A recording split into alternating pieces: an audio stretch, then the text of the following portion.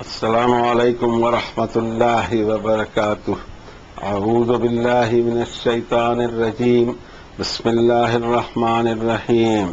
قل اتعبدون من دون اللہ ما لا یملک لکم ضرا ولا نفعا واللہ هو السمیع العلیم۔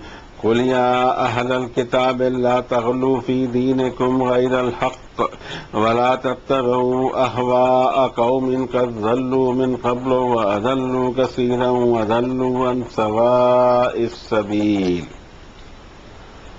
لعن الذين كفروا من بني إسرائيل على لسان داود وعيسى ابن مريم ذلك بما عصوا وكانوا يعتدون، كانوا لا يتناهون عن منكر فعلوه لبئس ما كانوا يفعلون، ترى كثيرا منهم يتولون الذين كفروا لبئس ما قدمت لهم أنفسهم أن سخط الله عليهم وفي العذاب هم خالدون، ولو كانوا يؤمنون بالله والنبي وما أنزل إليه ما اتخذوهم أولياء ولكن كثيرا منهم فاسقون۔ لتجدن أشد الناس عداوة للذين آمنوا اليهود والذين أشركوا ولتجدن أقربهم مودة للذين آمنوا الذين قالوا إنا نصارى ذلك بأن منهم قسيسين ورهبانا وأنهم لا يستكبرون۔ صدق الله العظيم وصدق رسوله النبي الكريم ونحن على ذلك لمن الشاهدين والشاکرین والحمد للہ رب العالمین۔ کتاب ہدایت کے چیپٹر نمبر 5 کی یہ آیتیں تھیں۔ آیتوں کا سیریل ہے 76 سے 82 تک، جس کی تلاوت کی توفیق اللہ نے اپنے اس بندے کو عنایت فرمائی۔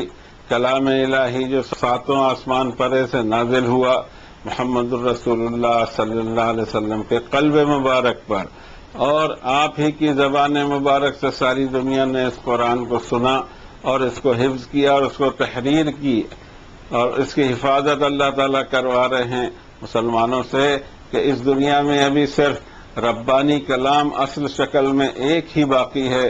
پتہ نہیں کس دور میں کہاں کہاں کتنے انبیاء، نبی، رسول، کتابیں مبعوث فرمائی ہوں گی۔ دنیا مس کر گئی، اتنی بڑی تاریخ میں دنیا مس کر گئی اللہ کے کلام کو۔ آخری کلام اللہ نے اس طرح بھیجا کہ فرمایا انا نحن نزلنا الذکر وانا له لحافظون۔ اس نصیحت نامے کو ہم نے نازل کیا اور ہم ہی اس کی حفاظت کریں گے۔ جب کتاب موجود ہے، اس کی اوریجنل زبان موجود ہے، تو پھر کوئی ضرورت نہیں کسی دوسری کتاب کی، اور یہ قیامت تک اوپن رہے گی۔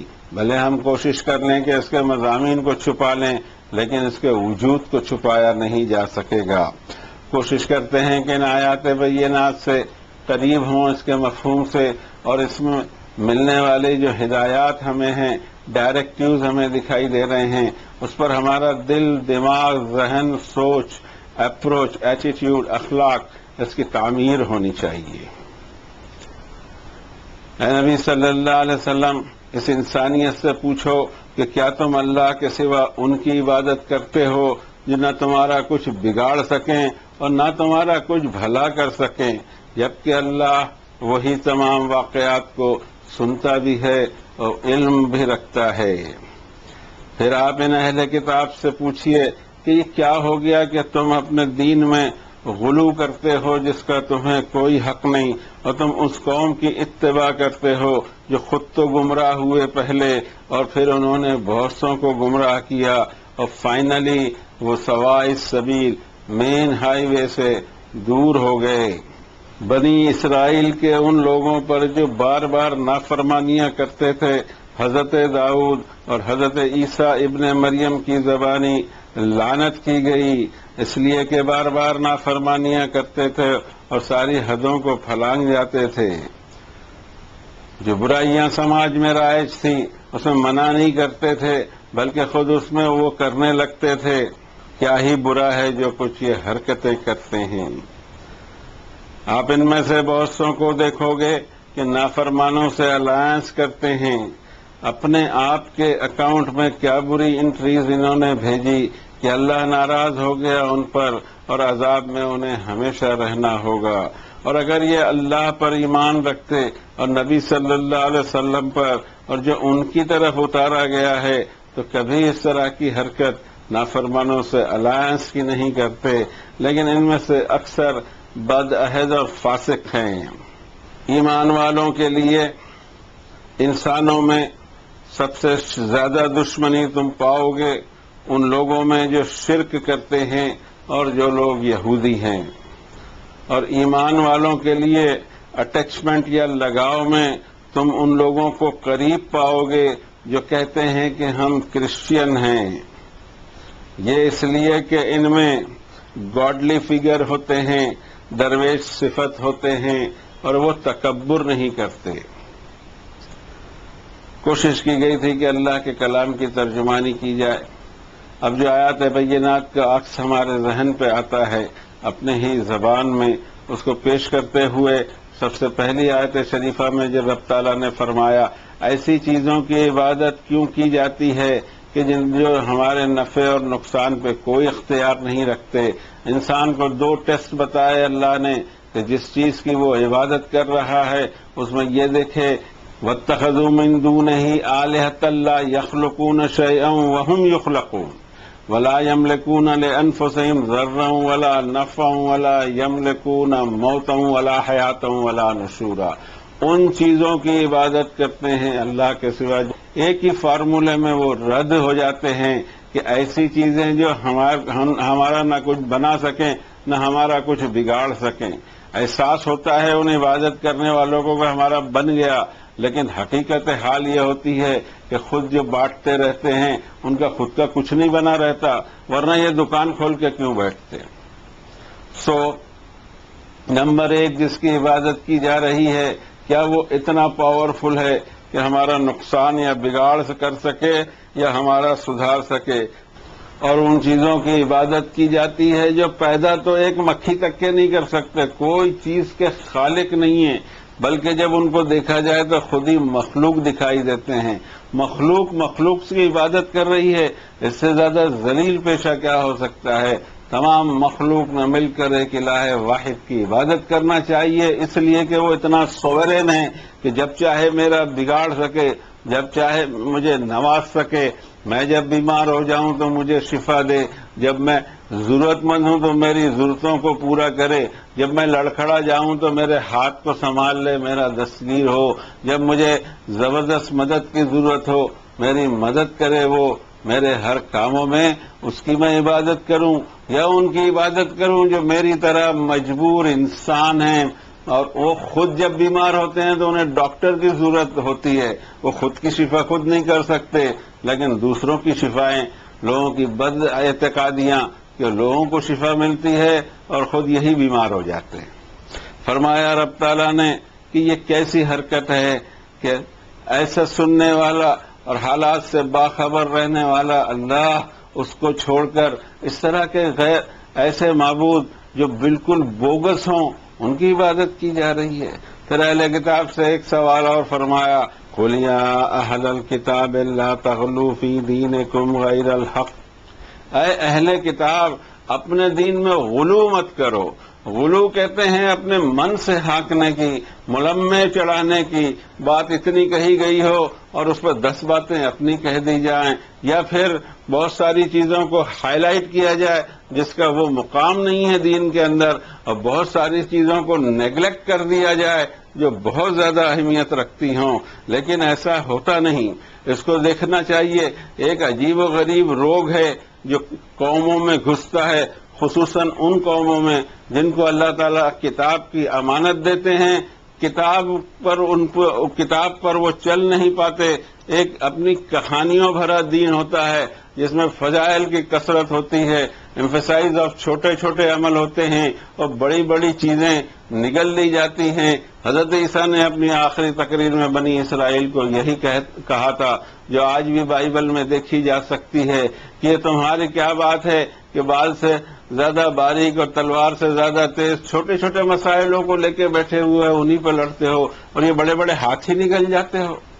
یہ کوئی اخلاقی پیمانہ ہے؟ یہ اخلاقی گراوٹ دیکھو شرکیہ عقائد دیکھو تمہارے، اور معمولی معمولی چیزوں پر لوگوں کو پکڑتے رہتے ہو۔ دین کی ایسی درگت خود وہ لوگ بناتے ہیں جو دین کا دعویٰ کرتے ہیں، اور دین میں غلو کو اللہ تعالیٰ نے منع فرمایا۔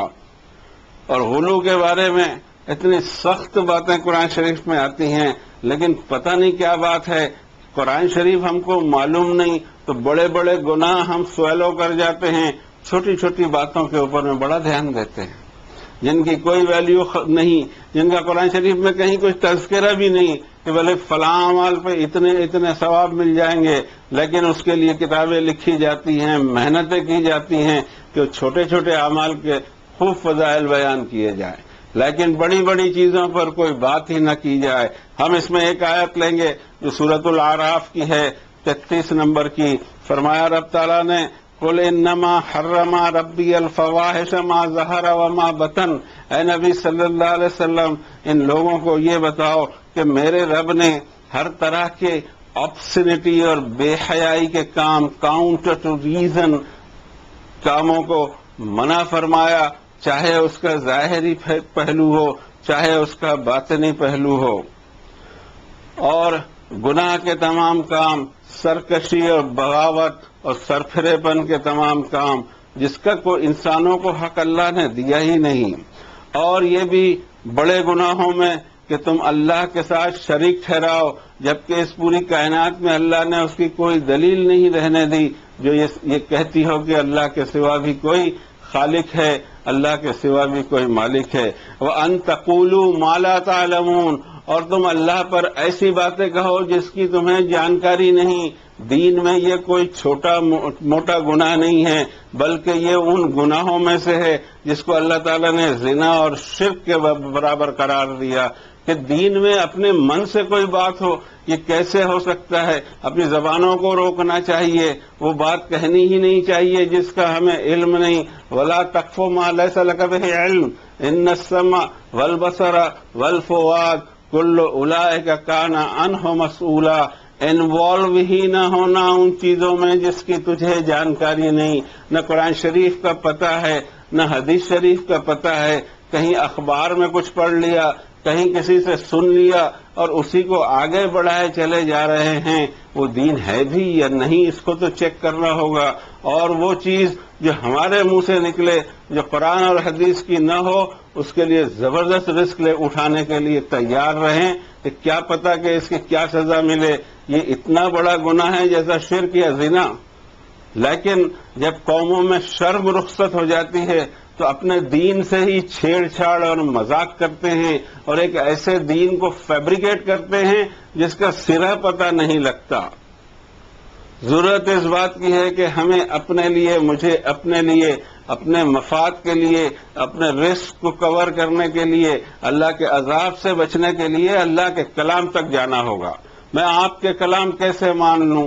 ضرورت اس بات کی ہے کہ مجھے اللہ کے کلام تک واپس جا کر اپنے خیالات کو، اپنے عقیدے کو، اپنے طرز کو، اپنے اعمال کو سدھارنا ہے۔ کسی اور کے وعدوں پر اللہ تعالیٰ نے جنت نہیں دینی ہے، جنت تو اللہ نے اپنے وعدوں پر دینی ہے۔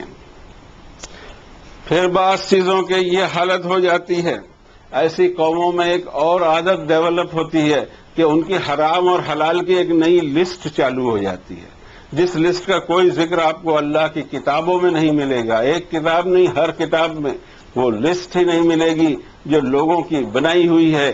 یہی چیز یہودیوں کے ساتھ ہوئی کہ اللہ نے جن چیزوں کو حرام ٹھہرایا تھا اس میں بھی مداخلت کی، اور جن چیزوں کو حلال ٹھہرایا تھا اس میں بھی مداخلت کی اپنی طرف سے۔ پھر دین کا ایک ایسا نقشہ لوگوں کو بنا کر دیا، ان کے ذہن میں خاکہ دے دیا کہ جس کا تورات شریف سے کوئی ریلیشن نہیں تھا۔ اسی طرح انجیل والوں نے کیا، اور آج ہمارے پاس بھی جو موجودہ دین ہے اسے قرآن شریف میں پتہ نہیں لگتا۔ یہ بڑی بڑی چیزیں معاشرے میں ہو رہی ہیں اور ہمیں پتہ ہی نہیں کہ یہ بڑا گناہ ہے، اور اتنا بڑا گناہ ہے جیسے کہ کوئی شرک اور زنا جیسا ہو جائے۔ رب تعالیٰ نے نبی صلی اللہ علیہ وسلم سے فرمایا کہ اس انسانیت کو بلاؤ اپنی طرف، اور یہ ہے سورۃ نمبر 6 میں آیت نمبر 151 میں فرمایا رب تعالیٰ نے اپنے نبی صلی اللہ علیہ وسلم سے قل تعالوا اس انسانیت کو ہو ادھر آؤ ادھر آؤ، جا کر رہے ہو؟ قل تعالوا اتل ما حرم ربکم علیکم اللہ تشرکوا بہ شیئا وبالوالدین احسانا۔ اے نبی صلی اللہ علیہ وسلم، ان کو بلا کر کہو، یہ کہاں بہکے جا رہے ہیں، کہ ان کو یہ کہو کہ میرے رب نے کیا حرام کیا ہے۔ حرام اور حلال کرنے کی پورے اختیارات اس کو ہیں جس نے ہم کو پیدا کیا اور دنیا کی بھی چیزوں کو پیدا کیا۔ وہ ہمارے لیے طے کرے گا کہ کون سی چیز حرام ہے اور کون سی چیز حلال ہے، اور اس کی لسٹ بھی اس نے دینی چاہیے کہ کون کون سی چیزیں حلال اور حرام ہیں، اور وہ لسٹ اللہ کی کتابوں میں موجود ہوتی ہے، لیکن اللہ کی کتاب کو چھپا کر اسکالرز کی کتابیں سامنے لا لی جاتی ہیں، اسی کو پڑھا جاتا ہے، اسی پر عمل کیا جاتا ہے، جس پر اللہ کا کوئی وعدہ ہی سرے سے نہیں ہے۔ اللہ کا وعدہ اپنی کتابوں کے ساتھ ہے۔ اب یہاں وہ لسٹ دیکھیے، کیا یہ لسٹ سماج کو پتا ہے؟ اتنے بڑے دنیا میں پھیلے ہوئے انسانی سماج کو، مسلم سماج کو یہ لسٹ پتا ہے؟ باقی ساری لسٹیں پتا ہے، بال سے باریک اور تلوار سے تیز مسئلے ان کو معلوم ہیں، وہ مسئلے ہی نہیں معلوم جو کتاب اللہ میں ہیں۔ فرمایا رب تعالیٰ نے کہ اے نبی صلی اللہ علیہ وسلم، ان سے کہو ادھر آؤ، میں تم کو پڑھ کے سناتا ہوں کہ تمہارے رب نے تم پر کیا حرام کیا ہے۔ حرام نمبر 1، اللہ تشرکوا بہ شیئا، اللہ کے ساتھ کسی کو بھی ایسوسیٹ نہیں کرنا، نہ اس کی ذات میں، نہ اس کے صفات میں، نہ اس کے کمالات میں، کسی کو کوئی حصہ دینے کی ضرورت نہیں۔ اور میرے سمجھ میں نہیں آتا کہ یہ ہم رسک کیوں اٹھائیں کہ ہم کسی کو گلوریفائی کریں۔ گلوریفائی اگر کوئی چیز ہے تو وہ اللہ کی ذات شریفہ اور اس کے کمالات ہیں، اور یہ ساری ورلڈ میں، ساری کائنات میں بکھرے پڑے ہیں، تو کیا ضرورت ہے کہ ان کو اور ان کو گلوریفائی کریں؟ صرف اللہ کی عبادت کریں، اسی سے مانگیں، اسی کی تعریف کریں، اسی کے سامنے اپنے دل، ذہن، دماغ، سٹائل، ایٹیٹیوڈ، جذبات کے ساتھ میں اپنے آپ کو سبمٹ کر دیں۔ یہ نہیں ہوتا اور ادھر ادھر دھیان جاتا ہے۔ فرمایا کہ سب سے بڑا حرام ہے کہ اللہ کے ساتھ کسی کو شریک ٹھہرانا۔ آپ حرام اور حلال کی جتنی لسٹیں بازار میں ملتی ہیں، جتنی بھی، اس میں آپ کو یہ آئٹم ہی نہیں ملے گی سرے سے۔ آپ دیکھ لیجئے گا، ٹرائی کر لیجئے گا کہ کیا جو حرام کی اور حلال کی لسٹ ہم کو پکڑائی گئی ہے، کیا اس میں یہ آئٹم کو فرسٹ پرائرٹی ہے، جو اتنی بڑی ہے کہ جس پہ اللہ تعالیٰ اتنے ناراض ہیں کہ فقط حرم اللہ علیہ الجنہ، اللہ نے اپنی جنت حرام کر دی اس پر، جس نے اللہ کے ساتھ شرک کیا۔ اللہ کی انسلٹ کرتا ہے بندہ اگر وہ شرک کرتا ہے، اور اللہ کو اپنی انسلٹ کیسے برداشت ہو؟ یہ معاف نہیں ہوگا، باقی گناہ معاف ہو بھی سکتے ہیں، مگر ایٹ لیسٹ یہ گناہ کے بارے میں اللہ تعالیٰ نے فرما دیا کہ میں کبھی معاف نہیں کروں گا۔ کیا سماج کو یہ معلوم ہے کہ یہ اتنا بڑا گناہ ہے کہ سارے گناہوں کا باپ ہے؟ یہ نہیں معلوم۔ ناخن بنانے کے مسئلے معلوم ہیں، لیکن یہ نہیں معلوم کہ شرک کتنا ڈینجر ہے۔ اللہ تشرکوا بہ شیئا وبالوالدین احسانا، اپنے والدین کے ساتھ بیسٹ بیہیویئر کرنا۔ اس کے معنی یہ ہے کہ جس کا بیہیویئر اپنے والدین کے ساتھ ٹھیک نہیں ہے، وہ شرک جیسا گناہ کر رہا ہے۔ کیئر ہی نہیں ہے پوری سوسائٹی میں، جن کے بارے میں فرمایا اللہ تعالیٰ نے کہ وَوَصَّيْنَا الْإِنسَانَ بِوَالِدَيْنِ إِحْسَانًا، ہم نے انسان کو ہر دور میں وصیت کی ہے کہ اپنے والدین کے ساتھ حسن سلوک کرے۔ اور ایک جگہ فرمایا وَلَا تَقُل لَّهُمَا اُفٍّ، جب وہ بڑھاپے کی منزل کو پہنچ جائیں دونوں یا دونوں میں سے کوئی ایک، ان کو اف تک نہ کہنا۔ اتنی کیئرفل سماج کو اللہ تعالیٰ تعمیر کرنا چاہتے ہیں۔ کیا ہماری سوسائٹی میں ایسا ہے؟ چھوڑیے سوسائٹی کا، کیا واقعی میں ایسا کرتا ہوں کہ میرے والدین کے ساتھ میرا بیسٹ بیہیویئر ہوتا ہے؟ بیسٹ بیہیویئر بڑوں کے لیے، بیسٹ بیہیویئر مہمانوں کے لیے، بیسٹ بیہیویئر ان کے لیے جس سے میرے مفاد وابستہ ہیں، لیکن والدین پڑے ہیں وہ حاشیے پر، جی رہے ہیں وہ بھی کھٹیا پر، کوئی فکر کسی کو نہیں۔ وَلَا تَقْتُلُوا أَوْلَادَكُم مِّنْ إِمْلَاقٍ، اور تم نے اپنی اولاد کو مفلسی کے ڈر سے قتل نہ کرنا۔ نَحْنُ نَرْزُقُكُمْ وَإِيَّاهُمْ، ہم ہی تم کو بھی رزق دیتے ہیں، ان کا رزق جب پیدا کیا تو ہم ہی دینے والے ہیں۔ ولا تقربوا الفواحش ما ظہر وما بطن، فحاشی بے حیائی کے قریب بھی نہ جانا، چاہے اس کا پہلو چھپا ہو یا اوپن ہو۔ ولا تقتلوا النفس التي حرم اللہ الا بالحق، تمہیں حق نہیں پہنچتا کہ کسی نفس کو قتل کر ڈالو۔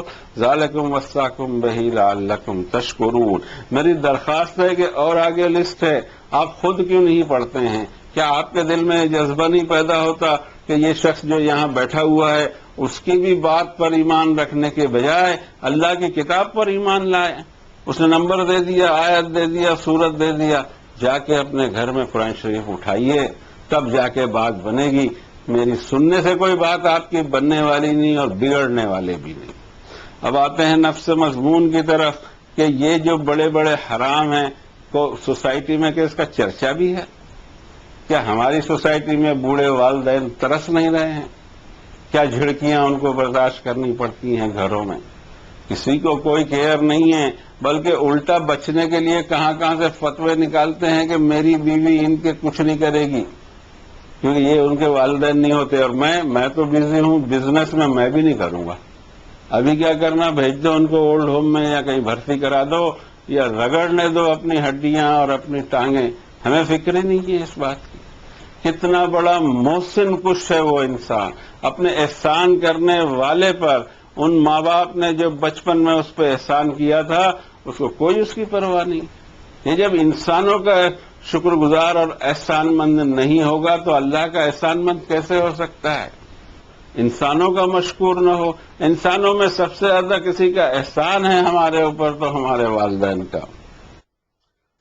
اب آیت شریفہ میں جو مضمون بیان کیا اس میں بڑے گناہوں میں ایک چیز کو رکھا کہ دین میں پھینکا نہ جائے۔ دین ہی اتنی سستی چیز میں نے پائی ہے، میں آپ سے سچ کہتا ہوں کہ اتنی سستی آئٹم ہے کہ اس میں جو من چاہے وہ بولو۔ یہ گناہ ہے، عظیم ہے، کیا ضرورت ہے کہ ہم بولیں؟ اپنی زبان کو ہم پکڑ کے کیوں نہ رکھیں؟ اللہ نے فرمایا ہی نہ ہو، اس کے رسول نے فرمایا ہی نہ ہو، اور میں فرما رہا ہوں، چھوڑ دے گا اللہ؟ یہ عظیم گناہ ہے اور یہ سب سے زیادہ ہوتا ہے، اور اس کو نیکی سمجھ کے کیا جا رہا ہے۔ یہ کیسے نیکی ہو سکتی ہے؟ وہ دین ہی نہیں ہو سکتا جو قرآن و سنت میں نہ ہو، مگر اس کو ایمفیسائز کرنا پڑتا ہے اور اس طرح سے اپنا ایک نیا وجود اور اس کی آئیڈینٹی کو ثابت کرنا ہوتا ہے سماج کے اندر۔ ضرورت اس بات کی ہے کہ اس سطح سے اوپر اٹھ کر ہم خود اللہ کی کتاب سے رشتہ بنائیں۔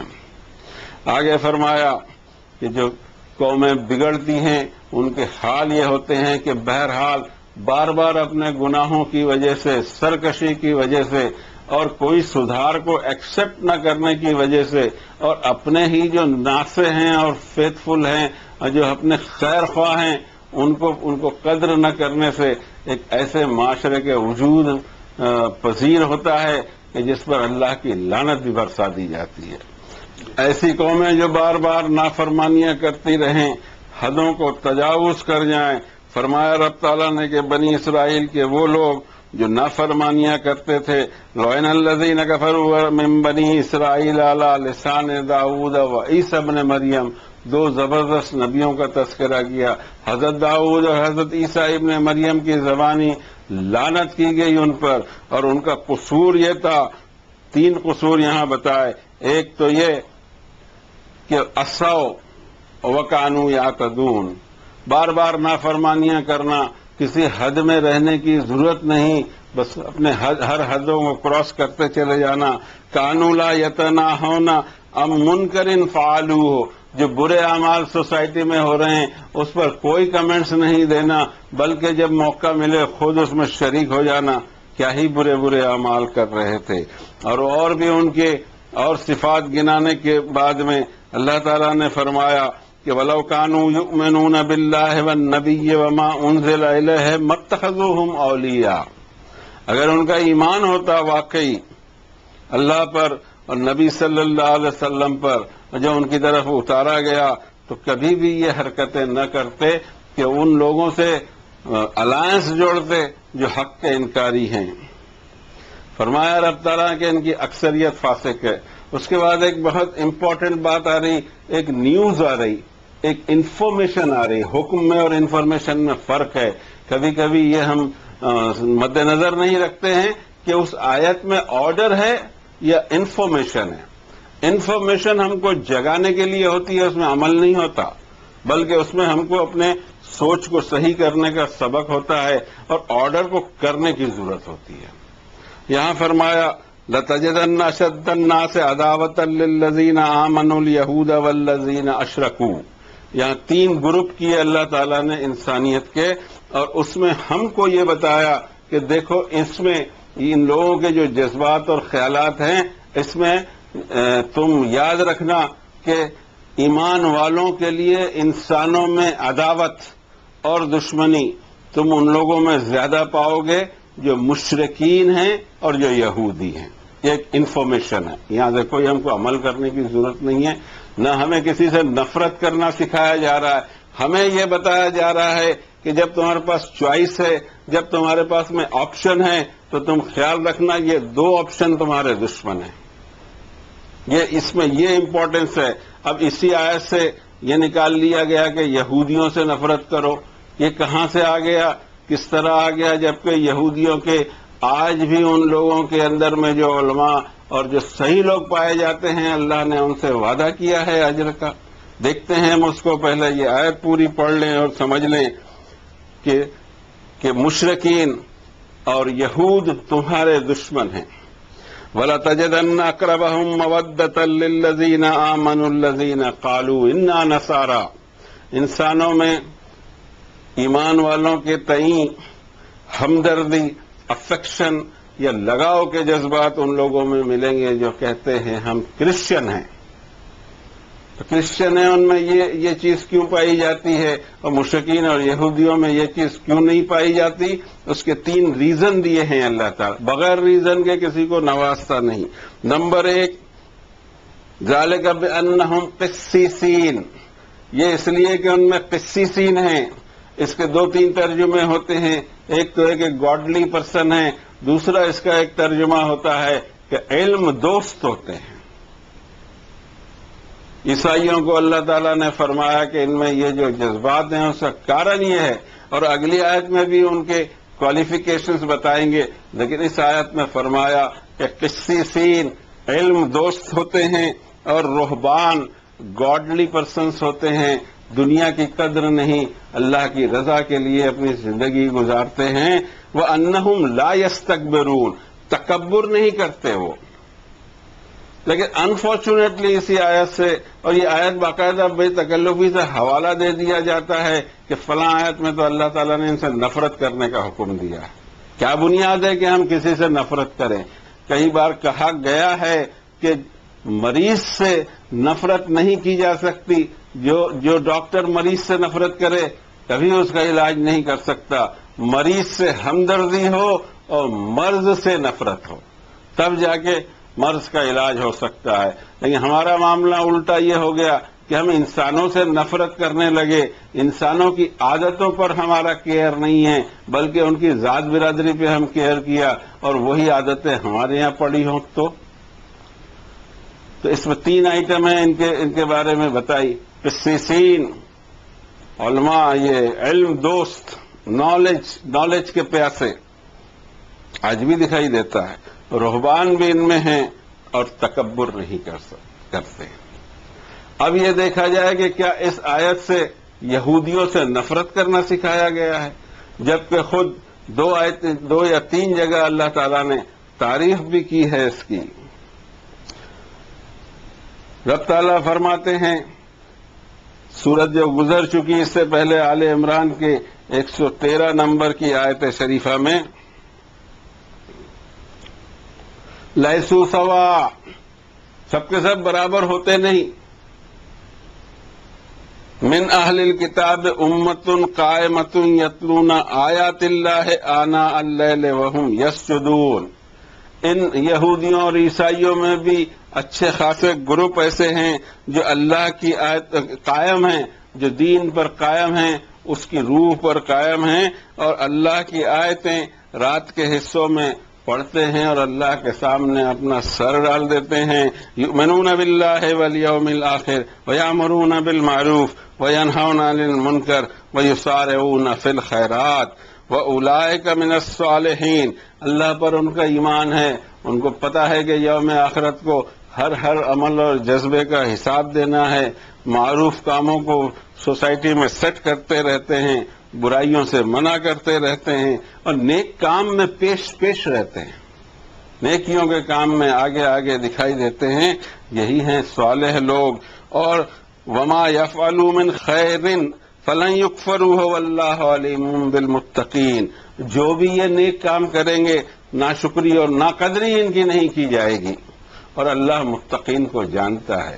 یہاں بتایا گیا کہ ان میں بھی گروپ پائے جاتے ہیں، لیکن سیاسی نفرتوں کو ہم نے مذہبی نفرتوں میں بدلا، سیاسی تقاضوں کو ہم نے دین کا پینٹ مار دیا، اور ہم اس نظریے سے، اس کے لیے ہمیں قرآن شریف کو چھپانا بھی پڑے گا اور ساتھ آیتوں کو ٹویسٹ بھی کرنا ہوگا اور آیتوں سے مطلب نکالنا ہوگا کہ لوگوں سے نفرت کی جائے، انسانوں سے نفرت کی جائے.